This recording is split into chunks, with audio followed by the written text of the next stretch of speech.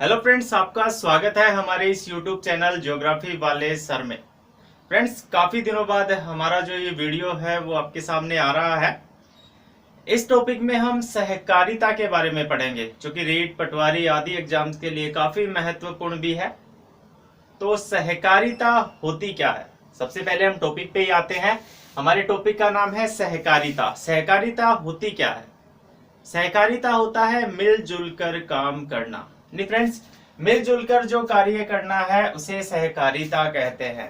मान लीजिए कोई जो ग्रुप है वो इसलिए बनता है ताकि वह अपने कार्यों को कर सके, साथ ही उन कार्यों के होने के साथ वह लाभ की प्राप्ति भी कर सके।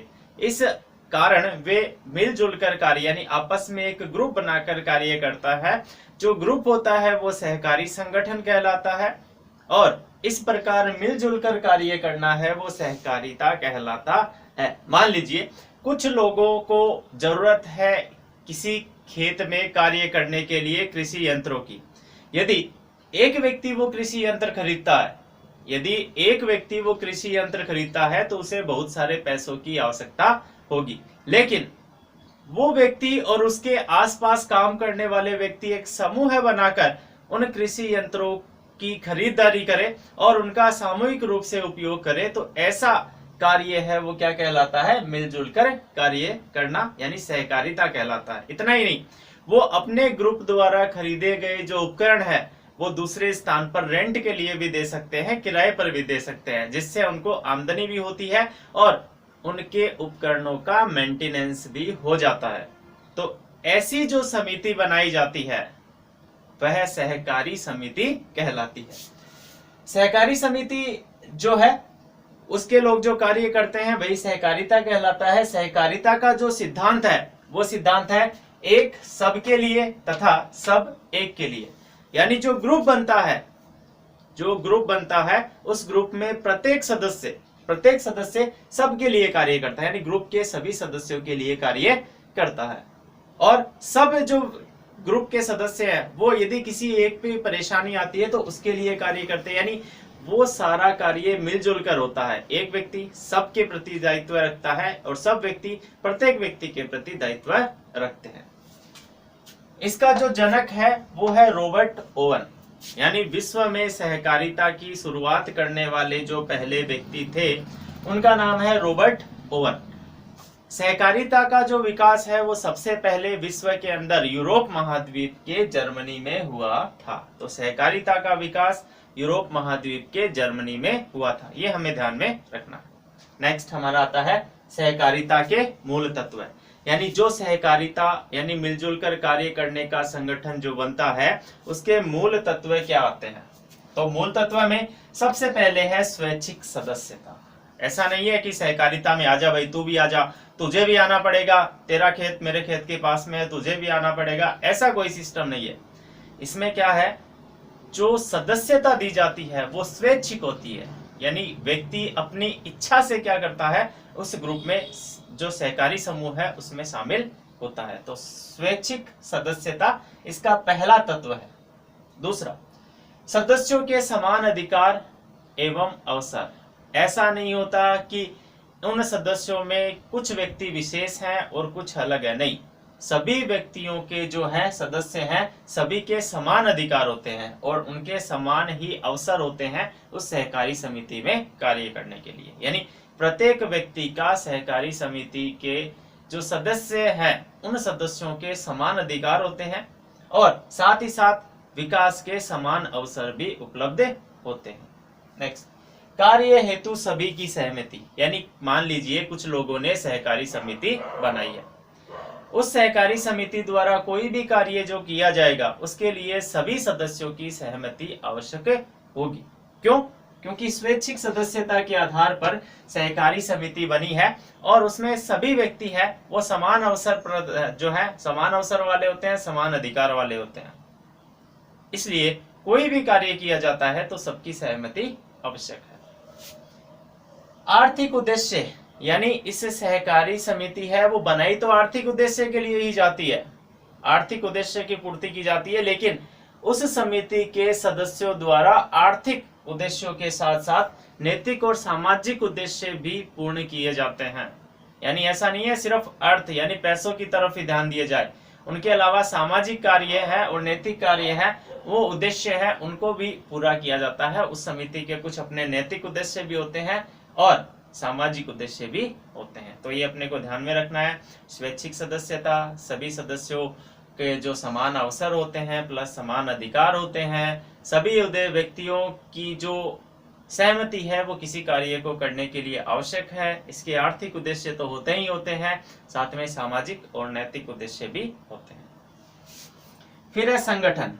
अब सहकारी समिति बनती कैसे है?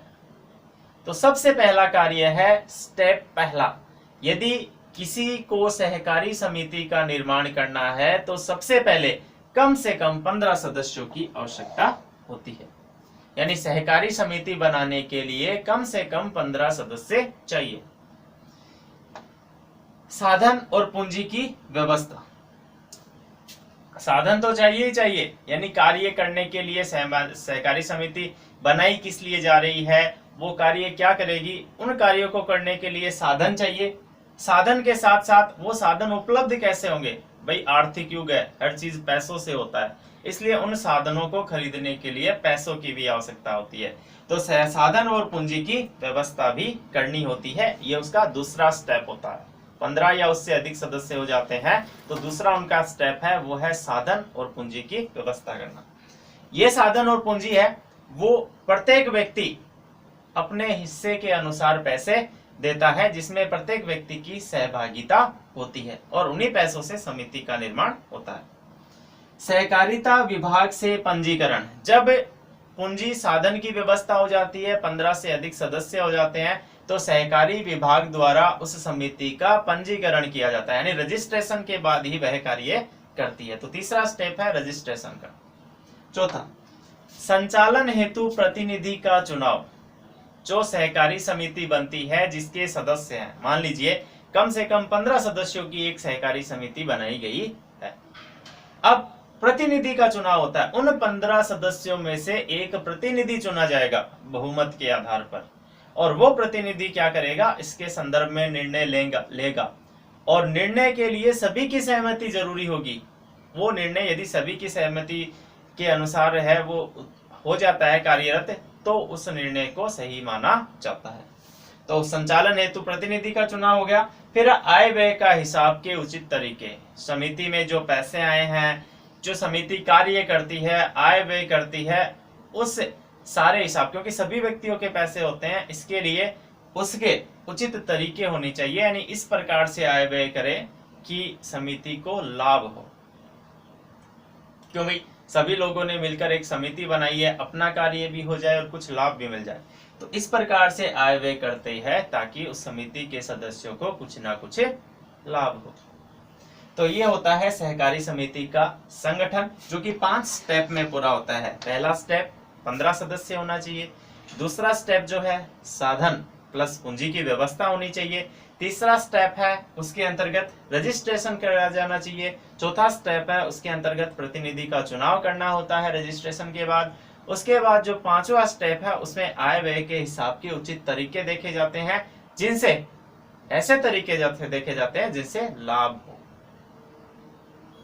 अब आते हैं सहकारी समिति के प्रकार।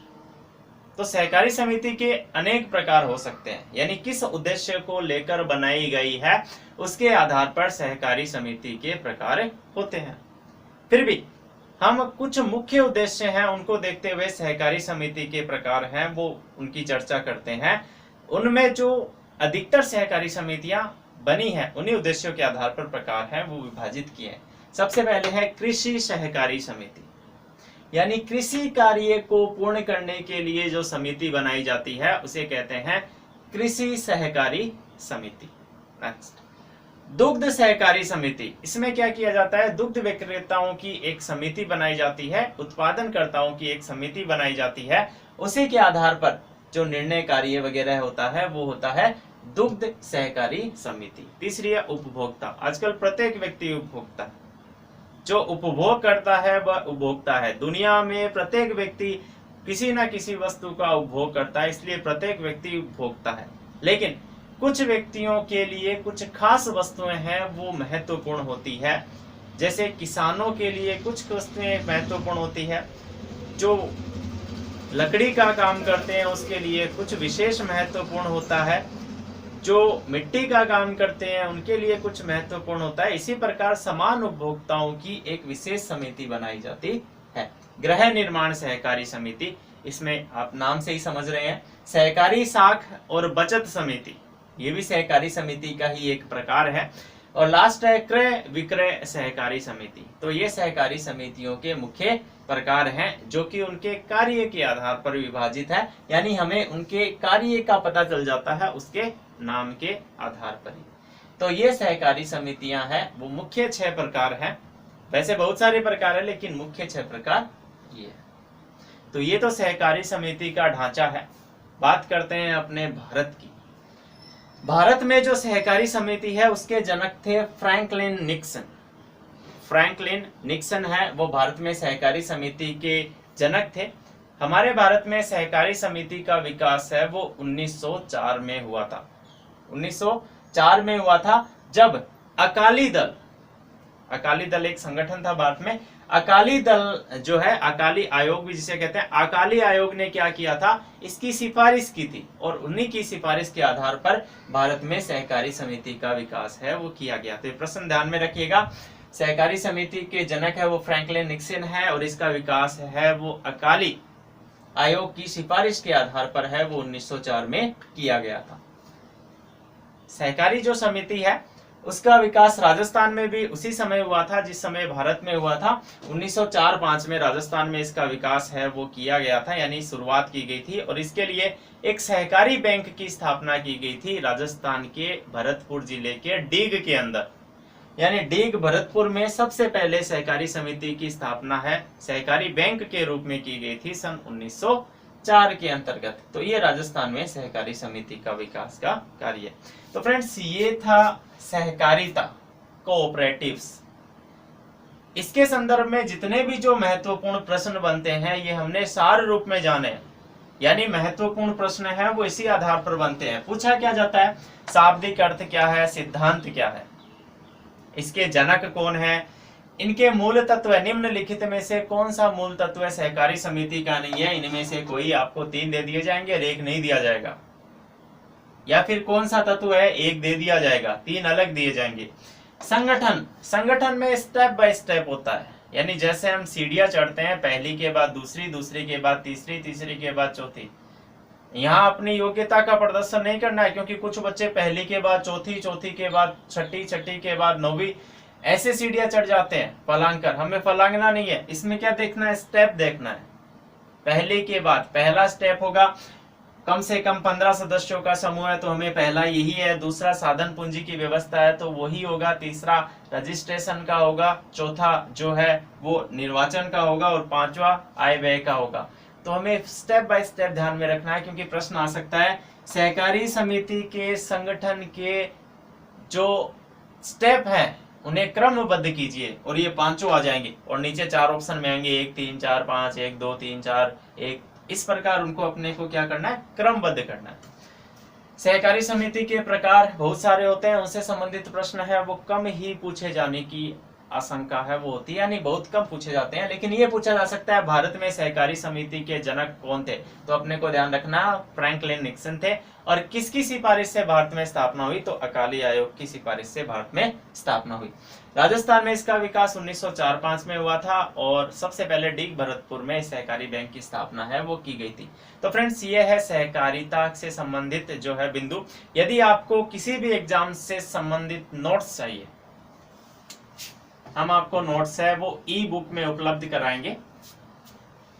इसके लिए एक ऐप है माई बुक लो, जिसका लोगो आपको स्क्रीन पे दिख रहा होगा। इस माई बुक लो पर आप रजिस्ट्रेशन करके किसी भी टॉपिक वाइज किसी भी टॉपिक की आप है वो नोट्स यानी ई बुक में प्राप्त कर सकते हैं, जिसका लिंक डिस्क्रिप्शन में भी दिया हुआ है। मेरे खुद के नोट्स हैं वहां पर अपलोड हैं, वो किए गए हैं, तो आप वहां पर जो ये है वो सारे इस टॉपिक के भी और अन्य टॉपिक के भी नोट्स हैं वहां से डाउनलोड कर सकते हैं। तो ये फ्रेंड्स, ये वीडियो आपको कैसा लगा इसके संदर्भ में कमेंट करके हमें बताइए। और यदि आपको नोट्स चाहिए तो इस ऐप को डाउनलोड करके आप वहां से नोट्स है वो डाउनलोड कर सकते हैं, परचेज भी कर सकते हैं, फ्री टेस्ट भी दे सकते हैं। तो ये टॉपिक आपको कैसा लगा इसके बारे में जरूर बताइए। नेक्स्ट टॉपिक के साथ हम जल्दी आपके सामने होंगे। Thank you.